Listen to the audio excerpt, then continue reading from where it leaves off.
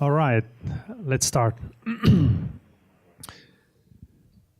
Good day, everyone. My name is Mika Rautiainen. I'm from the University of Oulu originally. I did my PhD in 2007 regarding video information processing and intelligence. And now I'm the CEO of a high-tech spin-off from the University of Oulu. The company is called VALOSSA. It was founded a little bit over a year ago. And today I'm going to discuss you what it means to do artificial video intelligence in practice. So as a company, we are creating this intelligence platform for video information. The platform provides comprehensive understanding of the video information regarding all the things that people also cognitively recognize from the videos, including spoken and seen information. The motivation for doing this kind of product development is that if there's not going to be any information that describes videos, 80% of the traffic in the internet will be unstructured and doesn't have appropriate monetization strategies in 2020 onwards. So I believe the technology that's now emerging is going to be critical in different applications that augment and enhance video information in different applications. Well, it just so happens that video is also the information source for cognitive systems. So at the same time, when we are developing the platform for understanding the data in the internet and in media, we are also creating technology that helps to produce information from different cognitive and sensory systems. Basically, the product for what we are doing right now is VALOSSA Core API. So we have beta running with the Core Intelligence engine. It's running in the cloud, providing API for different companies to upload their videos, get comprehensive understanding what's in the videos. Of course, we do customized training, so many of the customers always ask that, oh, can you do this and that? So then we are providing also services to customize models and train those for the customer needs, and we can plug those into the platform. The capabilities of our platform include places and objects recognition, keyword and topic extraction, face identification, expression detection, motion activity measurement, and visual heart rate measurement as well. So we are doing a lot of stuff over the video and providing comprehensive tool sets for different applications. So this is an example of the output. So basically we recognize the actress, we recognize the state of emotion, we know the identity, the topic that's been said, as well as the visual context that it's happening in the corridor. Also recognizing entities that actually relate to the topics of the talk. So we are providing full stack solution where we combine technologies from computer vision, signal processing, natural language processing, pattern recognition. We have our own language understanding engines that we demonstrate on a movie search website called whatismymovie.com. So if you want, you can go there and try to describe your favorite attributes in the movie and see whether our intelligence is able to comprehend what kind of appropriate content you should see based on the criteria. So it's a search engine. When you don't know your movie names, you just want to find substance and deep understanding of content. So for example, trying to find documentaries combining religion and materialism, for example. The applications for this kind of comprehensive understanding are in the media. So we are going to market with the media sector. Search, of course, for customers' assets, as well as any kind of asset management integrations. Video analytics and inference, and combining this information with the customers. kind of behavior in the data, and also contextualizing the advertisements so that we can combine. When you are seeing hikers in the mountains, then you are more likely to see hiking shoes than, for example, baby diapers. So yeah, different applications that we are right now pursuing are related to post-production of media, the discovery of media, content analytics about the user behavior, as well as new video experiences. So creating more intelligence in the video when you are playing it back to the people. And here's an example of X-ray capability with Amazon that combines actor information with this kind of knowledge representation that you can link directly to the movie where Jack Black is currently visible on the screen.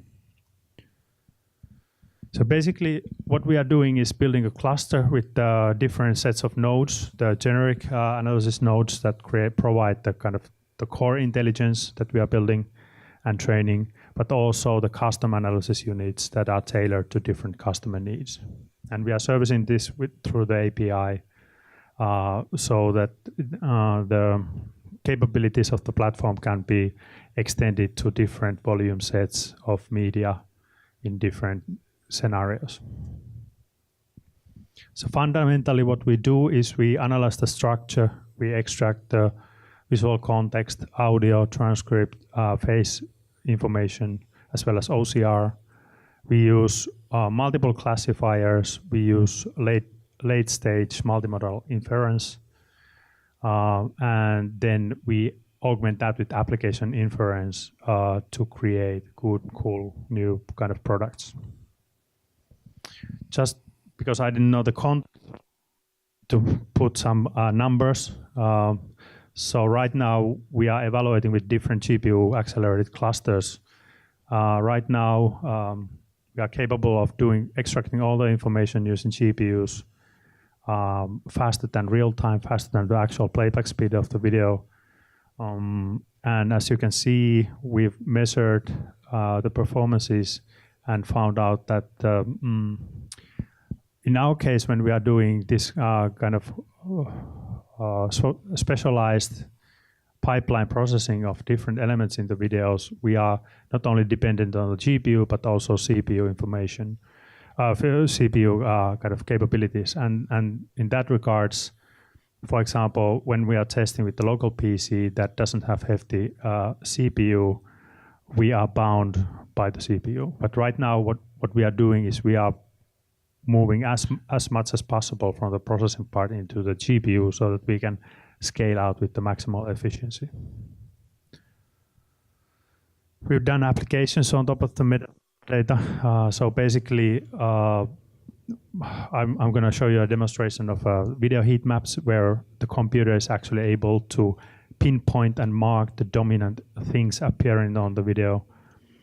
We have created content report tools that help content producers automate the describing of the video content when they are archiving the content. And also the latest application that we did when we participated to Wiley Beta at the end of last year was video on demand programming segmentation. So we were able to put different topics in contemporary reporting programs and news into different segments, recognize when the program starts and program ends, and this will lead to new applications like intelligent skipping and even more efficient binge watching scenarios. Imagine that you could watch, for example, A Studio 5 hours in a row.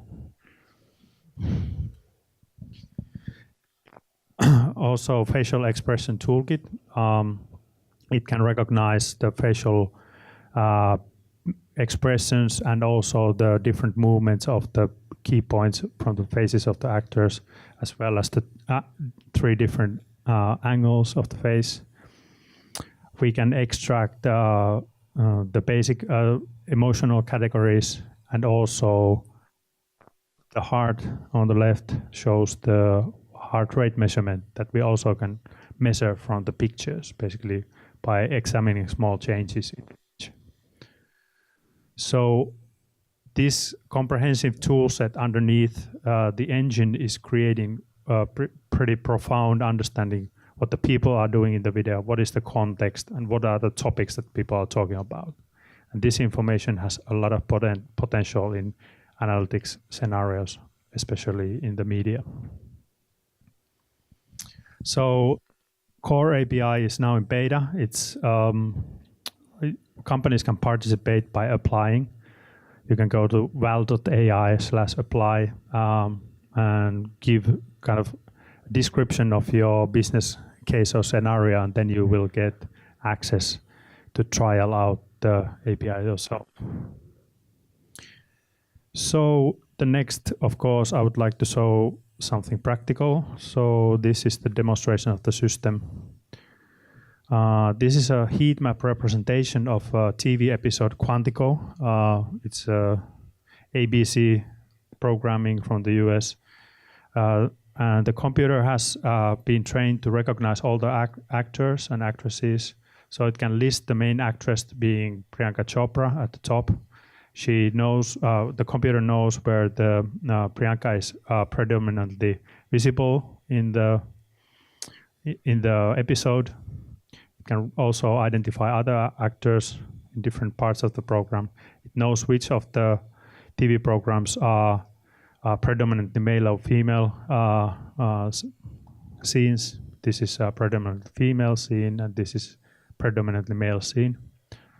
It can extract keywords automatically, like in this particular scene, it can recognize keywords bomber, terrorist, and convention, for example. So it's an interrogation scene. It can recognize the context, like this is a bar/ballroom setting. And also individual objects like bow ties, for example. So garments and the visual context around the people. All this information are summarized in a kind of metadata form. This can be integrated. We are creating plugins to different systems, as well as our own applications where we show the value to media customers, for example, in cases of segmentation. So at the end, I can show you something about segmentation. So this is RStudio, which is contemporary reporting program in Finland. So based on the metadata, we can recognize the repeatable intro sequence.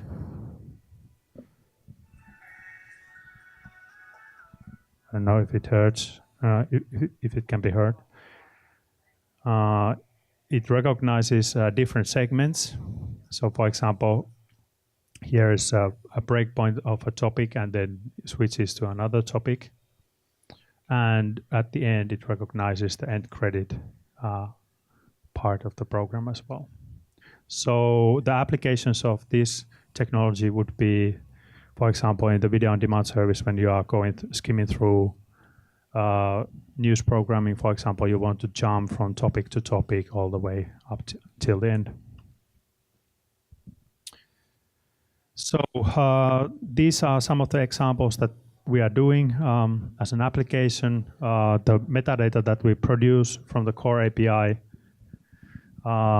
looks like this. It can be used in, for example, quality control, quality assurance, but also discovering certain scenes or configurations in the video. So, and also, if you want to test the movie search, you can go to whatismymovie.com website, where we have the AI-powered movie search engine demonstration. And here you can type pretty much any kind of attribution you would want to see, and it goes through the movie database and returns appropriate matches. And you can even use voice. So basically the point of this demonstration is to showcase how these kind of vertical search engines would help the voice operated systems to work better in media discovery experiences. And that's it from me. So glad to have any questions from you. Thank you.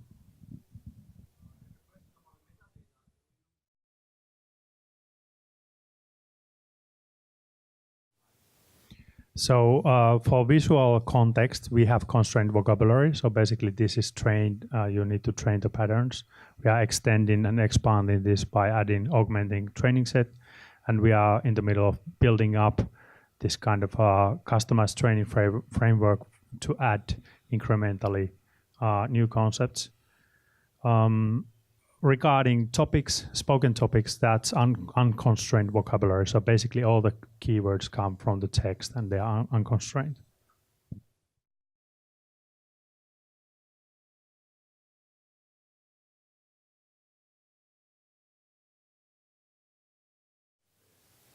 Good question. So I can show you a video. So basically the best and highest accuracy, of course, is obtained when you are close distance with the camera, having a straight face and not having complex lighting configurations that changes. Based on these criteria, I'm going to show you the demo how it works in action. So here's a demonstration of a person. Our developer is now facing the camera. Here's the heart rate. I don't know if you can see it. It's 67 beats per second. And here is actually a measurement from Polar heart rate measurement device. So it's quite accurate. It's plus minus 1 to 3 beats per minute, depending on the setting. In this video, the person is now soon going and doing some exercise and then coming back with a kind of increased heart rate. And then we can see the accuracy when the heart rate is actually a little bit higher. So now the heart rate measured is 112, 113, 108, 106. So there's a little bit more error when the heart rate is actually higher, but still it's in the same kind of ballpark setting than the actual heart rate measurement. And this is a optimistic typical scenario where it works. So basically there are situations, of course, where it might not work that well. For example, having lots of shadows and people moving around. This is an example of heart rate measurement plus the emotion recognition from the facial expressions. Karita is now going through different emotions in a typical office day. So right now, like doing startup, this is how it goes, right? So now there's some disgust and anger, going to neutral stage, and then being surprised a little bit, positive customer reaction, and then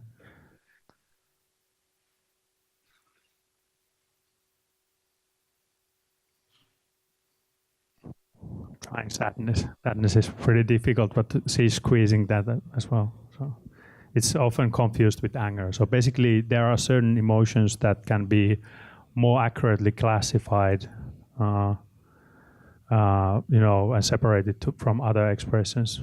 So sadness and anger and all these negative emotions are something that's pretty difficult. And of course, these are kind of highly expressive reactions. So basically, when you are a typical Finn and you're having this emotional bursts inside you and you are not showing them in your face, so of course the system wouldn't work on that.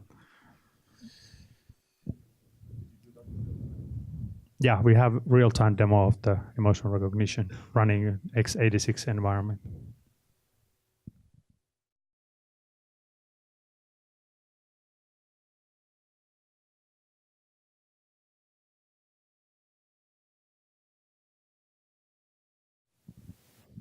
Yeah, it's the recognition rate is really dependent on the quality. So, for example, if you have when we are doing detection, for example, HD material or something done from the proxy that's coming out of the original studio quality feed, then it's less confusing for the AI to actually recognize the concept. So the confidence increases in certain things.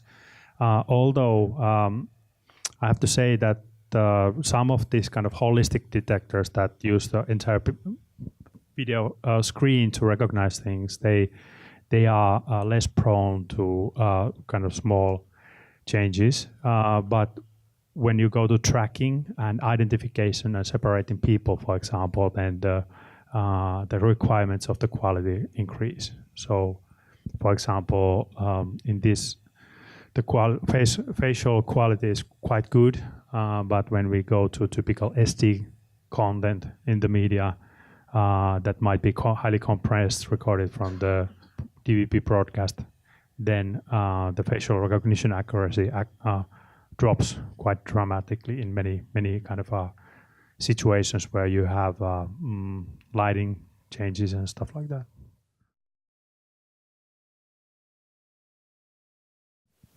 Right now it's English and Finnish. We can expand the NLP to different languages as well, but we haven't had time to do it because we are working on so many English content and we are developing this complete platform.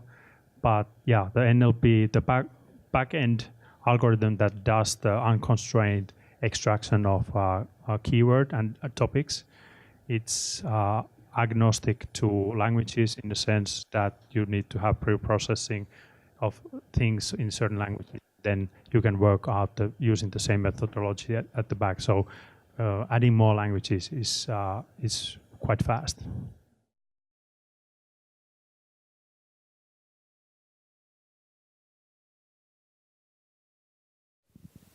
Yeah, that is the biggest issue with the system. So basically, the deep neural networks are as good as your training set. So the generalizability might be there for certain things that you train, depending whether you are capturing the variety of things that you are actually going to predict.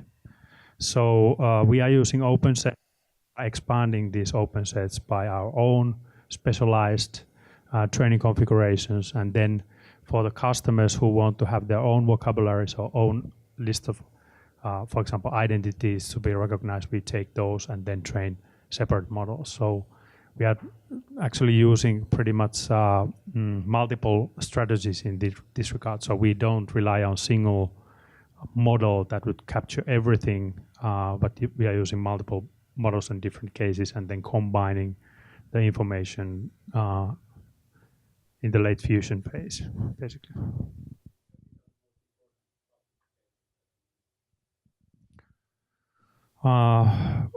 It's difficult to say which are the most important because many of the public sets don't work well with the media, because especially with the professionally produced content domains, they are using lots of stylistic elements that are not visible in these kind of typical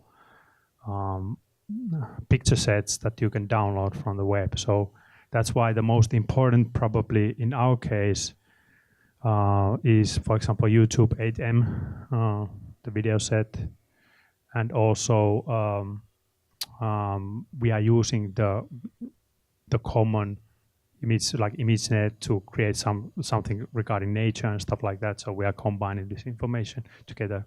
For us, the most important set would be to get, for example, 200,000 movies labeled and tagged, and then go frame by frame through that and extract the kind of the professional vocabulary, visual vocabulary out of that.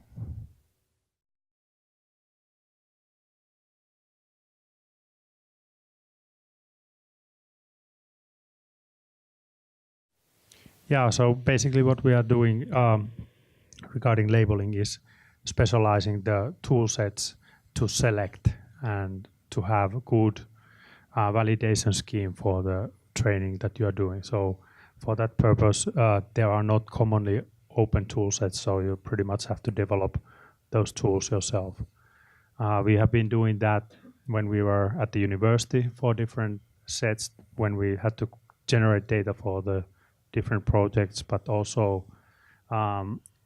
right now using the web is really possible to kind of bootstrap the training data by using these kind of means that you mentioned, basically crowdsourcing and then going through, validating through lots of open data online.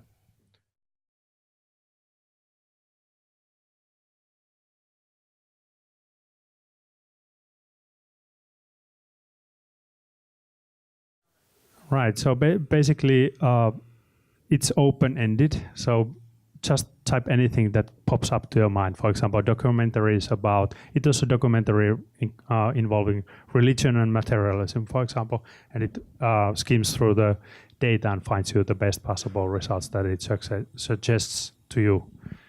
Or, you know, that movie where certain actor did something, you can try those kind of queries. You can combine, you know, I think the last one I tried was, you know, dystopian movies directed by George Lucas, for example, and that, you know, he has one before the Star Wars. Was able to find that. Basically, it's the how we developed it in a way that would act like a real human when you are trying to remember something. That, okay, what was that movie when there was something, you know, some facets of the movie. So sometimes it works well. We don't have enough detailed information. So if you describe a movie scene where a person is going to a bar, for example, and picking up a fight and, you know, having, you know, something of, you know, with a bottle and head, something like that, it might not find that exact movie, that part, but basically it can capture a lot of deep context from the content that's not been able to be found from the current search engines. We actually did some benchmarking with the search when we came out as a company. So we used this prolific academic service and asked people to describe their favorite movies without names. And then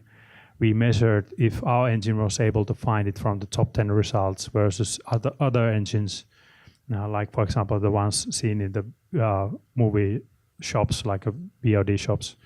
And I think our accuracy was something like a 69 or 60, over 60%, and then whereas the typical VOD shop query search engines were 5 to 8%, something like that. So definitely under 10. So I think what we demonstrate there, and when we launched the search engine, there wasn't actually Alexa yet available. So it was a prediction that the voice-operated systems will come because there was evidence in the science that people are using more and more their mobile, and also especially kids are using a lot of this kind of voice-operated interfaces. And this has become a big thing now after Alexa was really successful. So right now Google and actually every relevant computer electronics company is right now pushing their own voice-operated platform to your home. So basically, one way to look at this situation is to understand that when Google dominated the personal computing experience online, it was really difficult to go beyond using, you know, better service. And this was proven by Bing, for example. They even offered people money to use Bing, but people don't change. They use Google. But I think Amazon cleverly showed that you can bypass this dominance, desktop personal computing dominance, by creating very successful voice operating platform. And they integrated lots of different services, but not Google. So maybe you can download Google Skill for Alexa, I don't know, but mostly they're using their own services and of course Amazon services. So it's an interesting situation where the intelligence is spreading to the platforms and devices, but also being adopted by users. So the capabilities of engines like what we did with the What Is My Movie show how this vertical intelligence can actually provide this profound experience, because people are more elaborate also when they are doing voice-operated search. So yeah, hope you find the skill set. I think cool, and please give a review of that. Okay, thanks.